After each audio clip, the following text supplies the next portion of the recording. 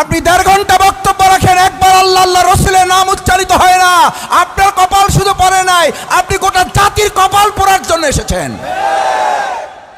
আমার ভাইয়েরা, এখান থেকে আমাদের শুধু আল্লাহ আল্লাহ আওয়াজ শোনা যায়, আর আমাদেরই কোনো কোনো রাজনৈতিক সমাবেশ হয় বাদ্যযন্ত্রের আওয়াজ শোনা যায়। কপাল পরা মুসলমান,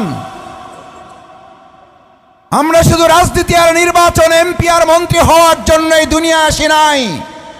এই দুনিয়ার হিসাব নিকাশ কাজকর্ম শেষ করে আল্লাহর আদালতে আমাদের এই দুনিয়ার সব কাজের হিসাব তুলে ধরতে হবে, এবং তার ভিত্তিতে জান্নাত জাহান্নাম ফয়সালা হবে। শফিকুল ইসলাম মাসুদের এমপি মন্ত্রী হওয়া যত জরুরি, তার চেয়ে জান্নাত জাহান্নাম আমার নির্ধারিত হওয়ার জন্য জাহান্নাম থেকে জান্নাতে যাওয়ার চেষ্টা করা তার চেয়ে কম জরুরি, তার চেয়ে কম জরুরি। কিন্তু আমাদের চেষ্টা হলো দুনিয়ায় আমি কি হইতে পারলাম রে। ওই যে বাংলা একটা কথা বলে, কি হনু রে।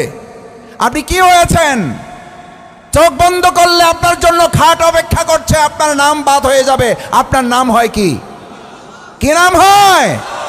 সেই লাশের কি এত অহংকার, কি এত তাকাব্বুরি, সেই লাশের কি এত অহমিকা, দম্ভ, পা পড়ে না মাটিতে। আপনার মুখ দিয়া 3 ঘন্টা কথা হয়, একবার আল্লাহর নাম উচ্চারিত হয় না, আপনি কপাল পরা মুসলমান। আমার সম্মানিত ভাই এবং বন্ধুগণ, যে আল্লাহ তাআলা আসমানের মালিক, যে আল্লাহ তাআলা জমিনে বসে আছেন, এই জমিনের মালিক, এই আসমান যার, জমিন যার, আইন চলবে অন্যের। আইন চলবে কার? এই কথা জামাত ইসলামীর, এই কথা ইসলামী ছাত্র শিবিরের, এই কথা চরমনাই পীর সাহেবের, এই কথা শর্ষিনা পীর সাহেবের।